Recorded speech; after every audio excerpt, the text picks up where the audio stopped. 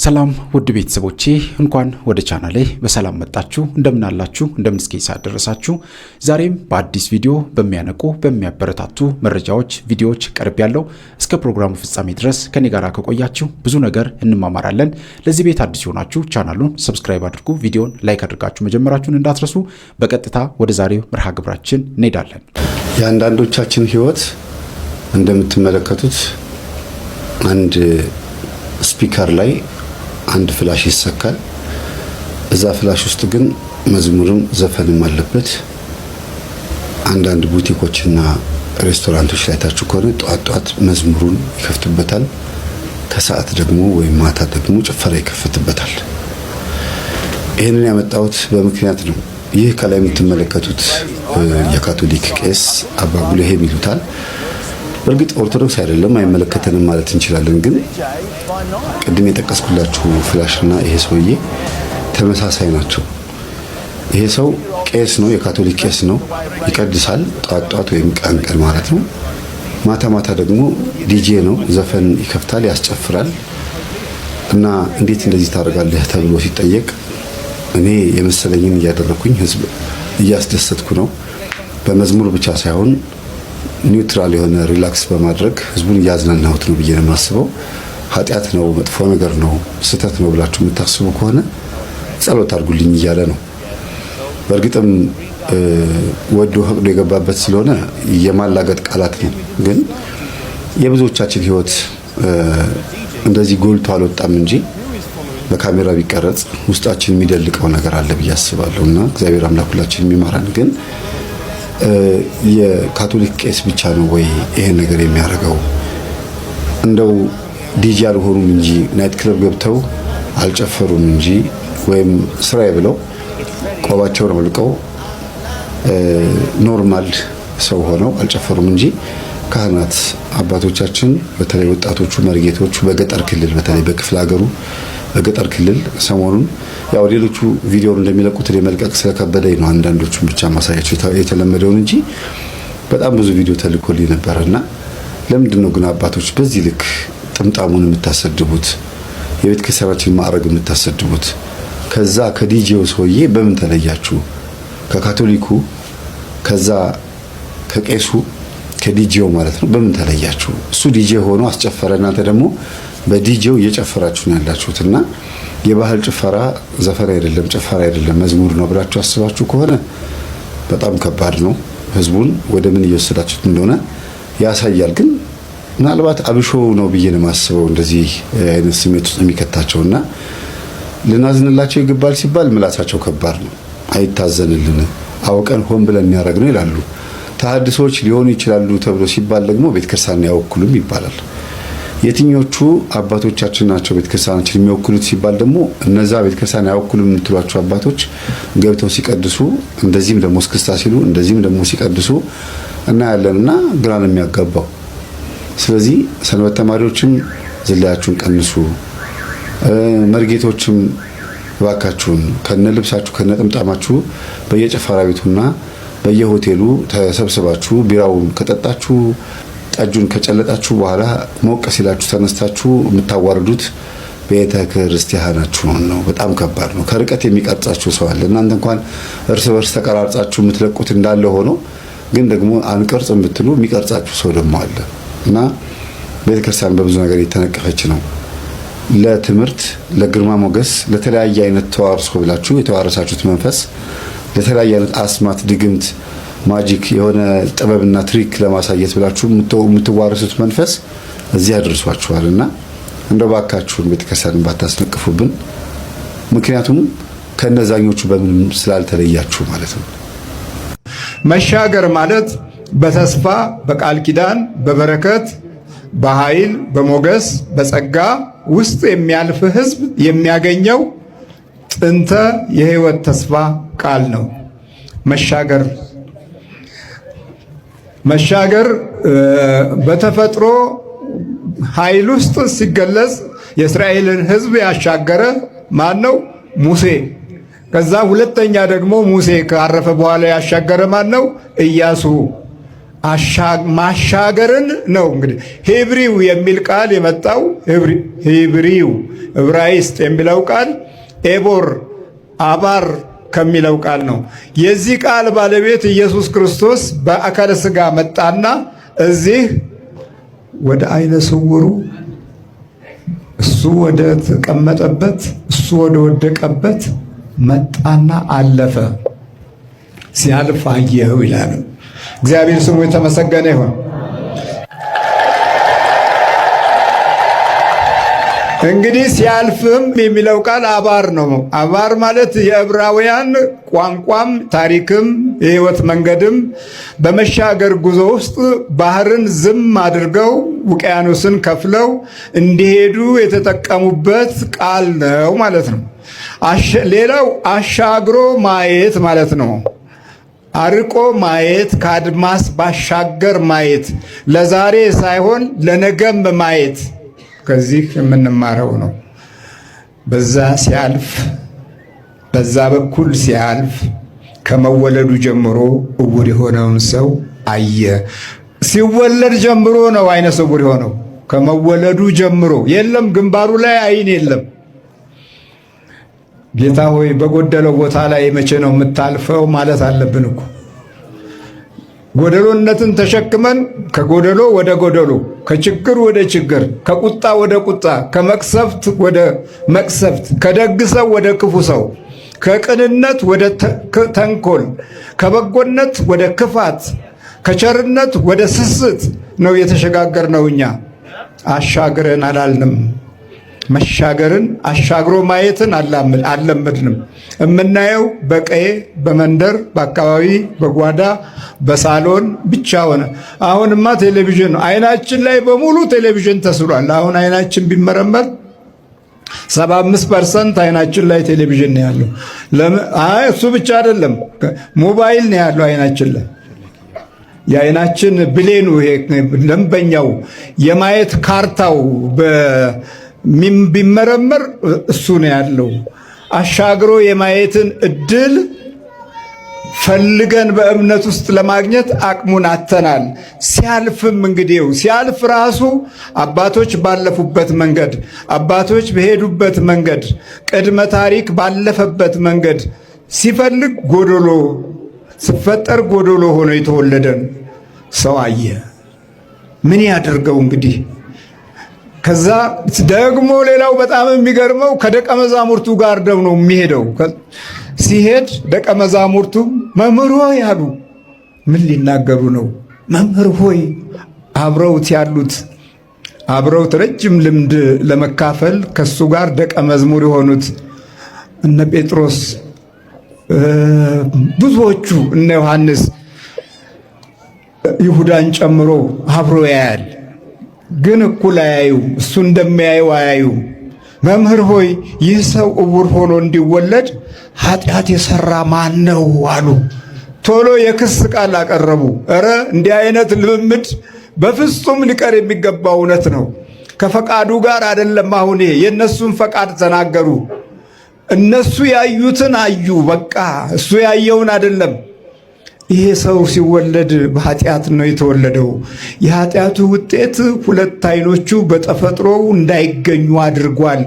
ግን ታዲያ የእሱ ነው ግን ወይስ ደግሞ የቤተሰቦቹ ነው ብለው ውስጣቸው መንታ መንገድ የጥርጣሬ ጎዳና ላይ አረፈ። አየ ደቀ መዝሙርነት እንደዚህ አይነት ዕዳና ችግር አለበት። ሰው የምናይበት አይን እንደዚህ ይበላሻል። ከሱ አይን ካልተካፈልን የምናይበት አይን ክስ ይሆናል። ከእግዚአብሔር ጋር መቆምን ለምደን ውስጣችንን በእግዚአብሔር ኃይልና ጥበብ ውስጥ የማለፍን ምስጢር ከበጎነት ጋር ካልተቀበልን የምናይበት አይን እንደዚህ ዞር ይላል። የራሳችንን ፍርድ እናመጣለን። ሌላ ጭነት እንጭናለን። ሌላ ችግር እንፈጥራለን። እና ደቀ መዛሙርቱ አሁን ልምምድ ላይ ናቸው። የልምምዳቸው መንገድ ግን የቀድሞውን ሐሳባቸውን የሚያስተው ቃል ከሱ ሊማሩ ይገባል። የቤተ ክርስቲያን መንፈስና ኃይል በጣም ከፍተኛ ምስጢራዊ ጥበብ ውስጥ ማለፍን የሚጠይቅ ነው። ሲወለድ ኃጢአት የሰራ ማን ነው? እርሱ ወይስ ወላጆቹ ብለው ጠየቁት። ጥሩ ነው። አለመደምደማቸው የደቀ መዝሙርነትን ሕግ አሟልተዋል። የተማሪነትን ሕግ በባህሪያቸው ውስጥ ይዘዋል። ጥያቄያቸው ግን በዚህ በአካለ ጎደሎነቱ ተፈጥሮው ላይ እና በቤተሰቡ ላይ ነው ያረፈው። የትኛው ነው በደል የፈጸመው? እንዲህ አይነት መወለድ ከበደል ጋር የተያያዘ ነው ብለው ገምተዋል። እግዚአብሔር አምላክ ኢየሱስ ክርስቶስ ሲመልስ እንዲህም ብሎ መለሰ። የእግዚአብሔር ሥራ በእርሱ እንዲገለጥ ነው እንጂ እርሱ ወይም ወላጆቹ ኃጢአት አልሰሩም። እግዚአብሔር ስሙ የተመሰገነ ይሁን።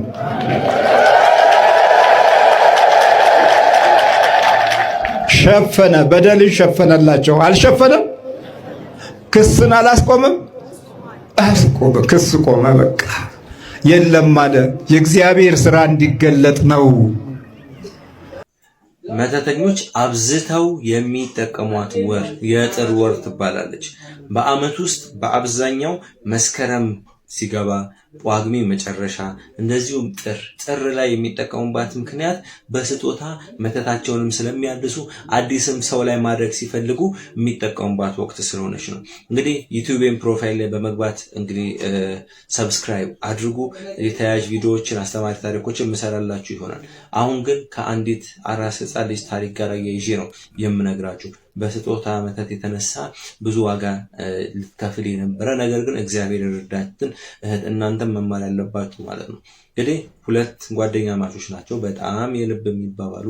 አንደኛዋ በአንደኛዋ ህይወት በተወሰነ እንግዲህ በቅናት ተይዛ ያለች፣ ነገር ግን የማያስታውቅባት ነበር። ምክንያቱም ይችኛዋ በትዳሯ ስኬታማ፣ በፍሬ የተባረከች፣ ህይወቷ ያማረ ታማኝ ባል ያላት፣ መልካም ባል ያላት። እቺኛዋ ደግሞ በህይወቷ በእንደዚህ አይነት መንገዶችን ለመመስረት ትፈልጋለች፣ ነገር ግን ሊሆንላት አልቻለም። ስለዚህ አንደኛ ማድረግ ያለባትን ነገር ስታስብ ገና ክርስትና ያልተነሳች ህፃን ልጇን የጓደኛዋን ልጅ መግደል ነበር ያሰበችው ማለት ነው። ይሄ እንድትማሩበት ነው የምነግራችሁ ማለት ነው። ከዛም ልብስ ትገዛለች። ይህንን ልብስ አለቻት ስትሰጣት፣ ይህንን ልብስ የምታለብሻት ግን ክርስትና ከመነሳቷ በፊት ከዛ ከክርስትና በኋላ ላይሆና ስለሚችል ክርስትና ከመነሳቷ በፊት አልብሻት ትላታለች። ምክንያቱም ፈርታም ነው። ምናልባት ክርስትና ከነሳች በኋላ ብታለብሳት ሊረክስ ይችላል የሚለውን ሀሳብ ስላሰበች ነበር። ከዛ በኋላ ያንን ልብስ ትቀበላለች። እቺ ጓደኛዋ አመሰግናለሁ ጓደኛዬ እህቴ ብላ እንግዲህ በአብዛኞቻችን የምንቀበለውን ስጦታ መባረክ የለ፣ ጸሎት አድርገን መቀበል የለ፣ እንዲሁ ዝም ብለን ስለምንቀበል ሳታጥበው ምን ሳትለው ያችን ህፃን ልጇን ታለብሳታለች ማለት ነው። ይሄ ነው የሚባል ቀን ሳይፈጅ ያቺ ጤናማ የነበረች ልጅ ለክርስትናዋ ጥቂት ቀናት ይቀራት የነበረች ልጅ ምን እንደሆነ ሳይታወቅ እንግዲህ ፓራላይዝ ትሆናለች ማለት ነው። ወዲህ ብትባል በጣም በሚያሳዝናችሁ ሁኔታ ማለት ነው። ይህንን ያደረገችው ጓደኛዋ እንደሆነ ያወቀችው ዘግይታ ነው ማለት ነው። ከዛ እንደምንም ተብሎ እንግዲህ ክርስትናዋ ጥቂት ቀን ቀርቶ ስለነበረ ክርስትናው እንድትነሳ ሆነች። ከዛ በኋላ ወደ ሕክምና አይደለም ቀጥታ ሄደችው ይችና ጉብዝናዋ ማለት ነው። ቀጥታ አባቶች ወዳሉበት ጸበል 1 ወር በላይ ሳታቋረጥ ቅባ ቅዱስ እያስቀባች ጸበል እያስጠመቀች ቅባ ቅዱስ እያስቀባች ጸበል እያስጠመቀች ያቺ ህፃን ልጅ ላይ ለውጥ ማየት ትጀምራለች ማለት ነው።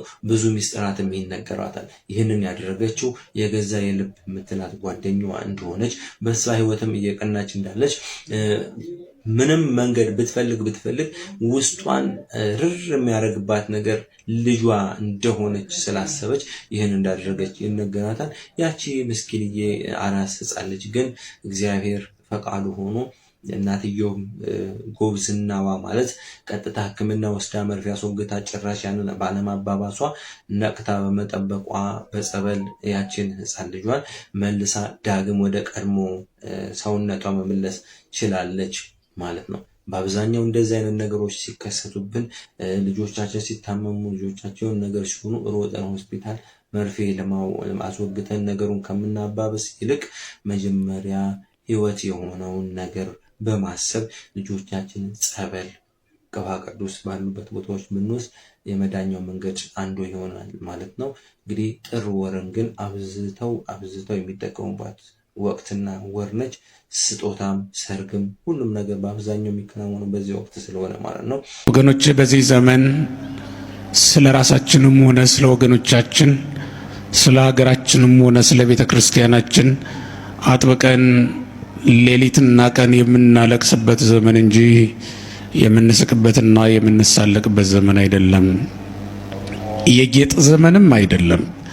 የሙሽርነት የማግባት የመጋባት ዘመንም አይደለም። የማልቀስ ቢሆን እግዚአብሔር የደስታ ዘመናትን ያመጣል። ተመልከቱት። ኃጢአት በምድር ላይ ምን ስታደርግ ምን ስታስደርግ እንደኖረች እናውቃለን። የኖህን ዘመን አስቡት። የሶዶምና የገሞራን ዘመን አስቡት። ዳዊት የተቀጣውን ቅጣት አስቡት።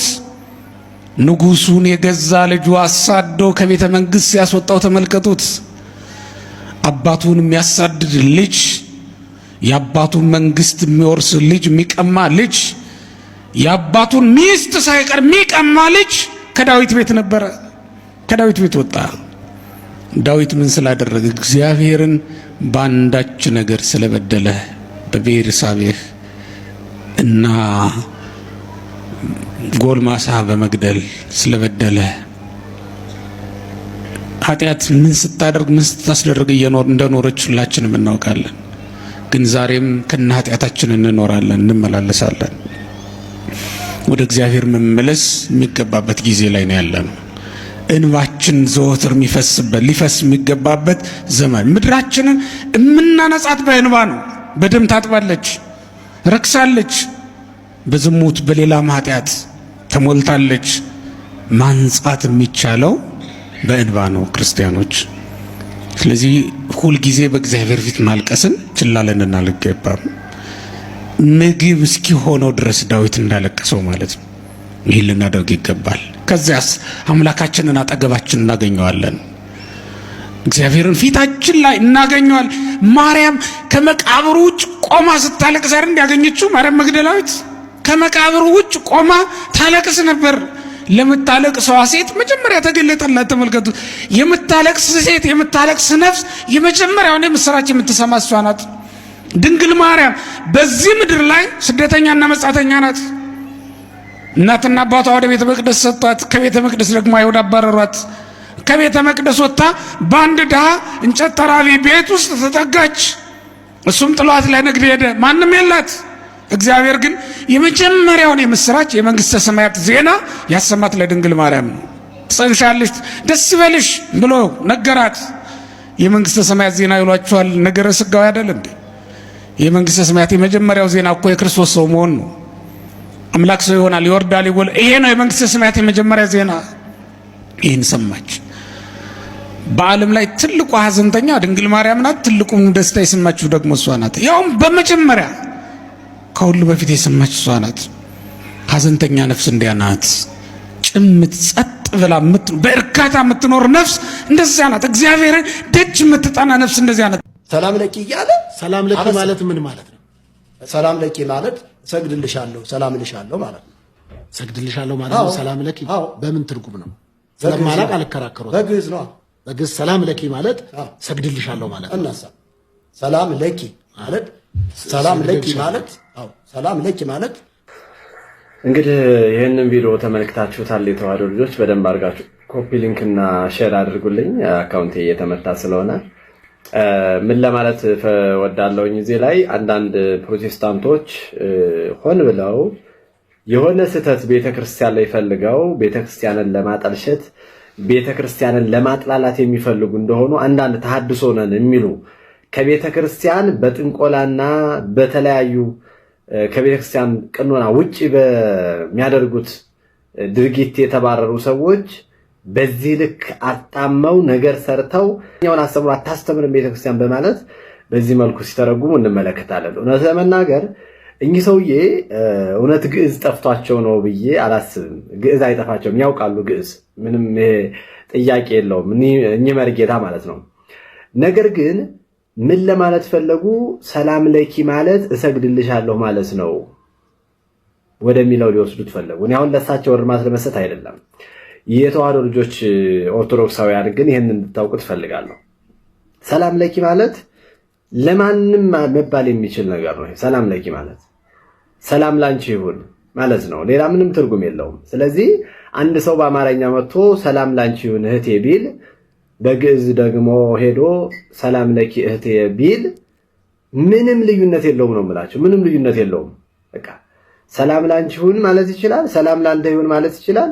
በግዕዝ ደግሞ ሰላም ለኪ እህቴ ማለት ይችላል። ስለዚህ አንድ ሰው በአማርኛ መጥቶ ሰላም ላንቺ ይሁን እህቴ ቢል፣ በግዕዝ ደግሞ ሄዶ ሰላም ለኪ እህቴ ቢል ምንም ልዩነት የለውም ነው የምላቸው። ምንም ልዩነት የለውም። በቃ ሰላም ላንቺ ይሁን ማለት ይችላል፣ ሰላም ላንተ ይሁን ማለት ይችላል። በግዕዝ ደግሞ ሰላም ለኪ እህቴ ማለት ይችላል። ሰላም ለከ እሁየ ማለት ይችላል። ሰላም ላንተ ወንድሜ፣ ሰላም ላንቺ። ስለዚህ በግዕዙ ሰላም ለኪ ማለት እሰግድልሻለሁ ከሆነ በአማርኛው ሰላም ላንተ ምን ማለት ነው? መርጌታ ማን ነው? መርጌታ ጠንቋይ ማለት ይቅርታ፣ ማን ነው መርጌታ ማለት ነው? መርጌታ ሰላም ላንተ ማለት ለአንድን ሴት በአማርኛ ሄዶ አንድ ሰው ሰላም ላንቺ ሲላት ሰገደላት ማለት ነው? ነውርሶ ሰላምታ አይሰጡም ለሰው። ስለዚህ በዚህ ልክ ጥላቻቸውን ተመልከቷቸው። በዚህ ልክ ያልተባለ ቃል ፈልገው ምን ስተት እናገኝ? ቤተክርስቲያንን እንዴት አድርገን ስሟን እናጥፋ? እንዴት አድርገን የኦርቶዶክስ ተዋሕዶ ቤተክርስቲያን አማኞችን እንዴት አድርገን ያላሉትን ምን ፈጥረን ግራ እናጋባ የሚል አይነት አስተያየትና ሂደት ነው ያየሁባቸው እዚህ ላይና ተጠንቀቁ ኦርቶዶክሳውያን። እንደዚህ አይነት ተኩላ ሰዎች አሉ፣ የበግ ለምድ የለበሱ በጣም የተጠየቀውን ጥያቄ እንኳን መመለስ ሳይችል ነው ቤተክርስቲያን የሚተቸውና ለማንኛውም ሸር አድርጉት። እችን ነገር ልንገራችሁ እስኪ። እችን ልብ ብላችሁ ሁልጊዜ እንደው በሞቴ እችን ነገር እናስባት ናደራ አላችኋለሁ። እግዚአብሔር ሁላችን ሲፈጥር ጠባቂ መልአክ ሰጥቶናል። መልአከ ውቃቢ አለን። ልክ ለእመቤታችን ሚካኤልና ገብርኤል እንደተሰጠው ለኛ መላእክተ ውቃቢ አሉ። ሁለት ተሰጥቶናል። አስቡ። አሁን እኔ ይሄን ስለፈልፍ አለ በስተቀኝ ወደ ቀኝ እጄን ሳዞር ለእናንተ ወደ ግራ መስሎ ነው የሚታያችሁ ካሜራው ስለሚገለብጠው ጠባቂ መልአክ አለና የእንታ መምህራችን ሁልጊዜ የሚናገሯት ነገር አለ። ኃጢአትን ልሰራ ስል ከጎን ያለው መልአክ ትዝ ይለኛል። ልብ በሉ። ዋናው እኮ እግዚአብሔር ነው መታሰብ ያለበት። ነገር ግን እንደ አቅም እንደ ደረጃ ከላይ ሄዶ እግዚአብሔርን መፍራት እንኳን ቢያቅተን እኛን ሊጠብቀን የተሾመ ከጎናችን የቆመ መልአክ አለ። ከጎናችን የቆመ እንበለው እንግዲህ ያው ረቂቅ ነገር ስለሆነ ለመረዳት ስለሚከብድ ያየናል። አስቡት። አሁን ኃጢአትን ለመስራት ክፋት ለመናገር የሆነ ነገር ለማድረግ ዞርልን ሰውና ያለን አይደል አለ የለም እንደው እግዚአብሔርን ስሽመችም እንደው ከጎናችን ቆሞ የሚታዘበን ጠባቂ መልአክ አለ።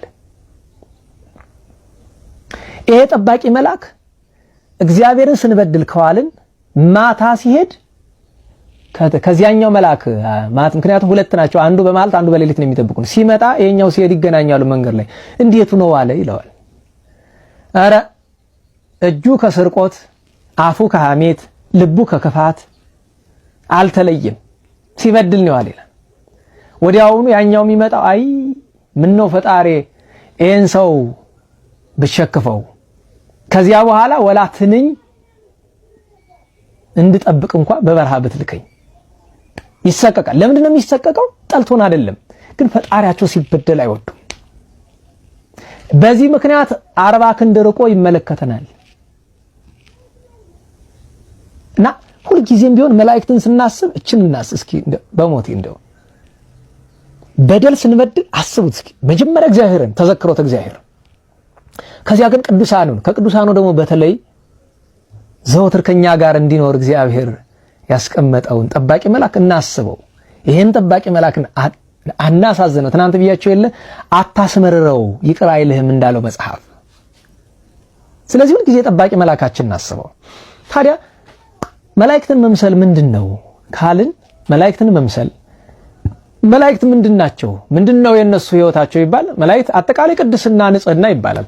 ግን የተወሰኑ ነገሮችን ላይ እኛና መላእክት የተፈጠርነው ለተመሳሳይ ዓላማ ነው። ስሙን ለመቀደስ ክብሩን ለመውረስ።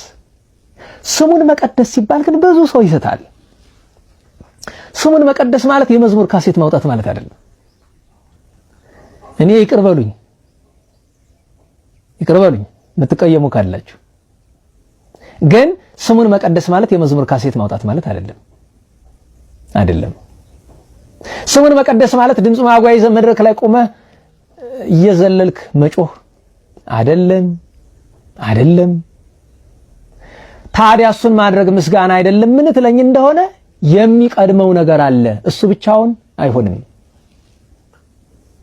በአደባባይ መጮህ፣ ድምጽ ማጓያ ይዘህ ሰው ፊት መለፍለፍ እሱ አይደለም። ታዲያ ስሙን መቀደስ ምንድነው ካልከኝ፣ የጌታን ስም መቀደስ ማለት የሚቀድመው አለ ያልኳችሁ በከንፈር አይደለም፣ ባኗኗር ነው። መጀመሪያ ሰውነቴን በኃጢአት እያረከስን እንዴት ያለ ምስጋና ነው ለእግዚአብሔር የምናቀርብለት? እንዴት አድርገን ነው ቀደስ ነው ስሙን ቀደስን የሚባለው? ስሙን መቀደስ በተግባር ነው። መጀመሪያ የሚቀድመው አለ ማለት እሱ ነው። ታውቃላችሁ ጾም እግዚአብሔርን ማመስገን እንደሆነ ስሙን መቀደስ እንደሆነ፣ ጸሎት ስሙን መቀደስ ነው። ስግደት ስሙን መቀደስ ነው። ምጽዋት ስሙን መቀደስ ነው። ንስሐ ስሙን መቀደስ ነው። ስጋው ደግሞ ስሙን መቀደስ ነው። ለዚያ ነው ስሙን መቀደስ ሲባል ድምጽ ማጓያ ይዘህ ካሴት አውጥተህ ሲዲ አውጥተህ መዘመር አይደለም የሚለው። ለዛ ነው እሱ ትርፍ ነገር ነው።